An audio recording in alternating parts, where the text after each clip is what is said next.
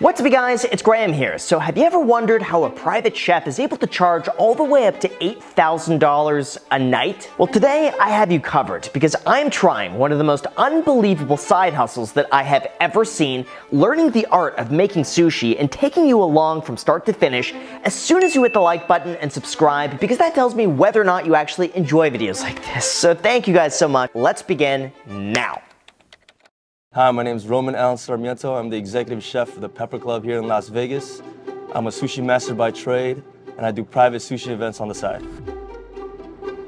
So you guys are not able to smell this. You walk in and it just smells like the sea. Like it smells like ocean. We get here at 3 o'clock in the morning daily, Yeah. and a lot of our fish arrives from Los Angeles by truck. We have, just Japanese fish.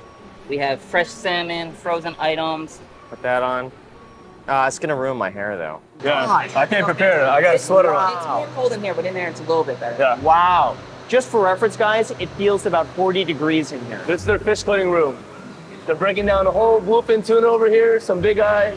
Come check it out. They got salmon on one side. You can see right here, this is our bluefin tuna. We cut our tuna very early in the morning, very important. And then once the air oxidizes it, the flesh will be more red. It turns out more red. What people don't realize is that you can't go by color when it comes to tuna sometimes, especially bluefin. You don't want bright red on tuna. You want like a nice, deep, dark color red. If it's bright red, it's probably dyed. All right, Graham, we're gonna head back to the restaurant and break down all this fish. Here you go. Don't drop it. They're expensive.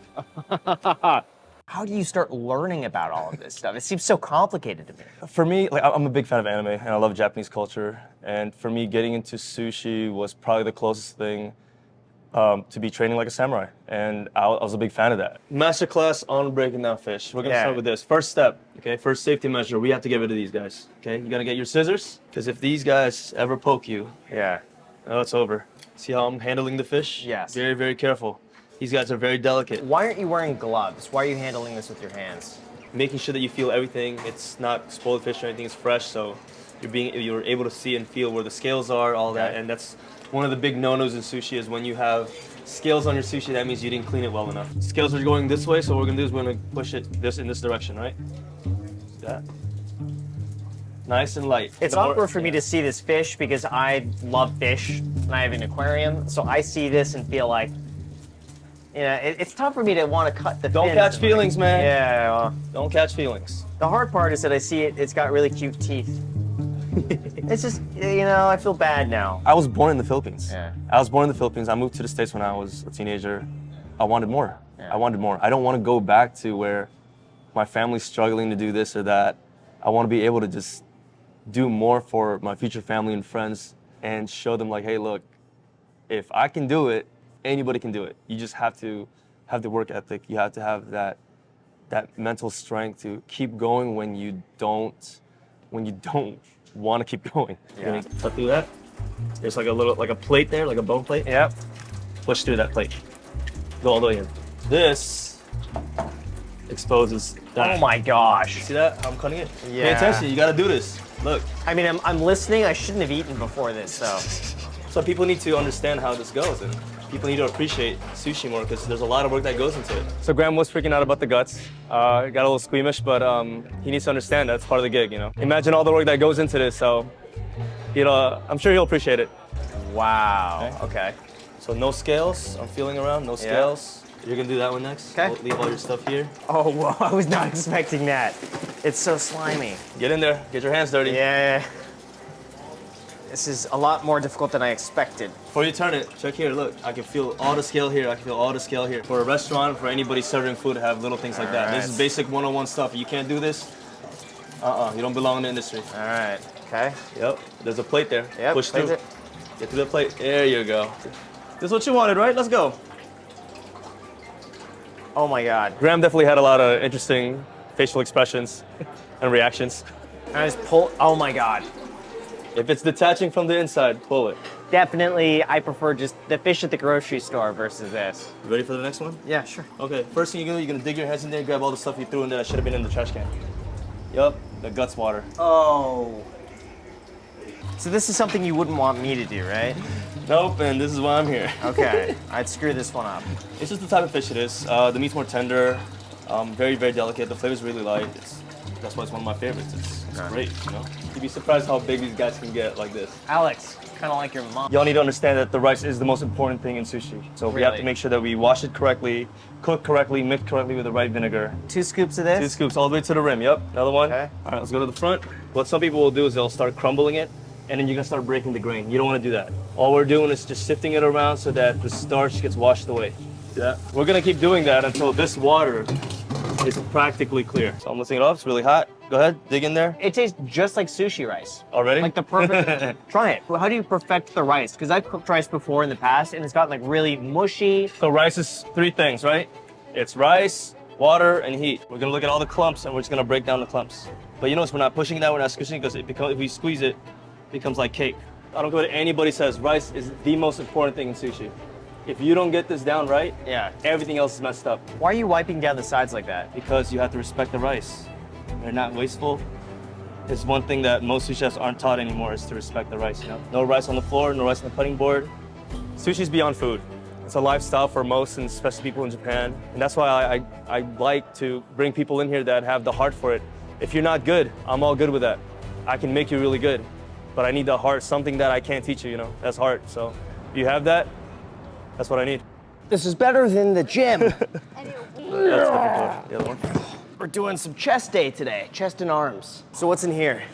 We have all our fish here. We have ginger wasabi, stuff like that. Wow, okay. We have about an hour to get everything all sorted out. We gotta cut some fish. We also have to make sure that the table is set. Share plates, chopsticks, ramekins. I've never served anybody before in my life. So I don't know what's gonna happen. I can't promise it's gonna be any good. These are some of the fishes we prepared earlier. We have our tuna, our bluefin tuna. We have our yellowtail, our salmon, and some of the seasonal fish that we got from the omakase box from earlier. It's going really well. I got this down. This is easy. This is more my speed. I can guarantee the table's gonna be set correctly. I like this. So how much does all of this cost? It's a lot of stuff. So to start with everything, with like one cutting board, part of your tools, your knife, everything, $2,000. What's the most expensive part? The most honestly, right now, I think it's these cutting boards. These cutting boards are like $600 to $800. Your knives don't get dull on them. They don't. There's like this, it's a type of material where you can literally do this all day and cut on top of it. Interesting. But your knives will stay sharp. Naked Sushi is very popular. It's a big hit. We kind of focus more on the artistic side of it. You know, what do you mean naked sushi? Like, you mean like naked sushi. Like I try to focus more on the artistic side of things. You know, I hire a body paintist, a makeup artist. And how much does that cost? If someone wants to do like the top-notch everything? Probably $8,000. $8,000? $8,000, yeah. This is the top side of the yellowtail, the back side. And we're gonna use this for our one of our carpaccios that we're gonna do for tonight. Get that nice shape that I'm looking for, so that when I cut for the carpaccio, it's the same ideal shape and it's identical the whole way. And you can see all my slices are pretty even for the most part. Yeah. Just try to get it as consistent as you can. Okay. Right there, yeah. Okay, right here? So you get to use the full blade of that knife. It's that angle of the Oh my God, blade. you make it look so easy. It's okay, we're not using that, no problem. Oh, we're not using that? Nope, sorry. Yeah, not using that. Go Okay. ahead. Down. And then this? Yeah, all good. We're not using that either, but it's all good. Good effort. Why aren't we using this? Everything's edible, but remember, Really? we're going for the quality here. I'm like, oops, I guess I have to eat it now, huh? That fillet started this wide. Yeah. And this high. And as we went down towards the tail, it shrunk and it got more narrow. So what you have to do is you have to adjust your knife. See how I'm adjusting now? Yeah. It's getting more thinner. So my knife is, I'm tilting my knife like this to get it wider, and I'm turning my knife like this for length, so that it matches the last piece I got. This is something I never would have even thought of. To me, it doesn't matter. I'm just gonna eat it. Regardless of the shape, it tastes the same. Why does this matter so much?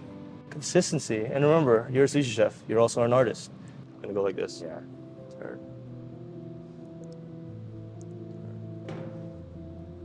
Then you got your last piece. Wow. Right there. Okay. You got that awkward one, right? So we're gonna fix it. See that? No way. Cool. Huh. So it matters. So when I'm turning this, it doesn't look lopsided. It's round, it goes in a circle. You know what I mean? So no matter how awkward the pieces are, it's even here, and it's even right here. Got it. And it's in that center. You have to love what you do. you have to love what you do, because if you don't, it's just like any other thing. And for me, it's not necessarily that I love to cook. I love to eat. And for me, going back to what I was saying about how I love the Japanese culture and I love how I was able to train like a samurai underneath my old sushi chefs and being able to handle a sword daily, it's a cool thing for me. Like, I'm still a little kid in that. I'm gonna teach you how to roll now. All right. This is the fun part. This is very important. A rough side, a smooth side. Yes. So rough, rice. 1, 2, Whoa. Okay. On the rough side, you start on your left side since you're right-handed. One hand keeps it moving forward and down. The other hand keeps it in the middle. Once you do that, you're just moving it. You're moving it around, and you're covering the seaweed. Flat side, it's gonna go where the rice is. We have salmon right here. Okay. It's all about proportioning. This whole line right here has to go cover everything inside, and you're gonna leave yourself a tab. So ready? Going in. Smooth touch, not squeezing nothing. Nice and smooth. One time. One more over. Now you're thinking of like a house, right? Like a dice. So you got your walls, you got your ceiling, floor. One time. That's it. You fix the sides, and you have a nice roll, just like that. I want to taste test that so badly. Get in there. Get in there. Are you really? Needs a little cream cheese. It's so good. This, I would say, is more my speed. But how do you not like push down the rice too much where you flatten it? That comes with time. All right. 1, 2. Close it one more time. Okay. Okay, now form like a square. Form that square. Don't push down. Oh, yeah, you're right. Yeah. Do this. Slide it. So if your knife is covered in rice, you're not gonna get through this cleanly. Okay. And then when you plate it, you're gonna have all these little like crumbs and stuff. So you gotta get that nice, clean cut. Oh, what the? Look at that. It's perfect. Got this.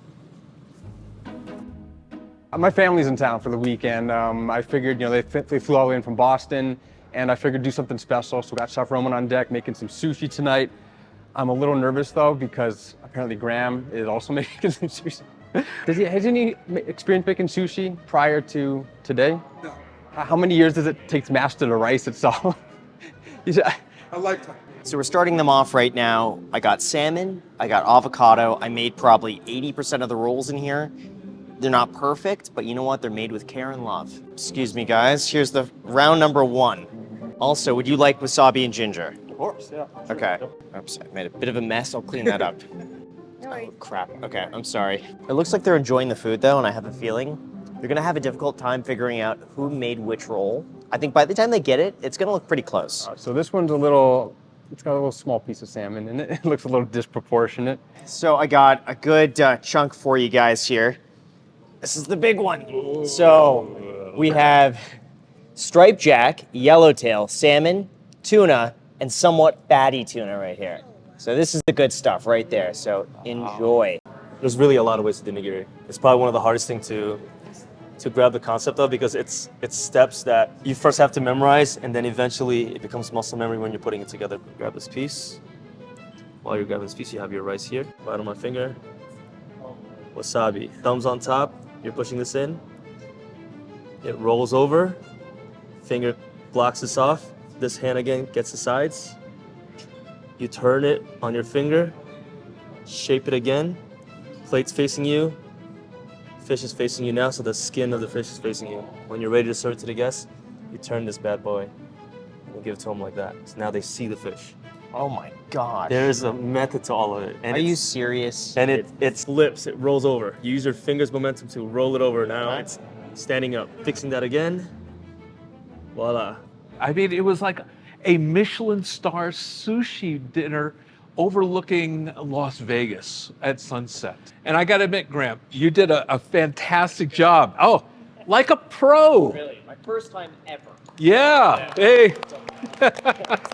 So what do the numbers look like for an event like this? We spend about $600 to $700 in cost.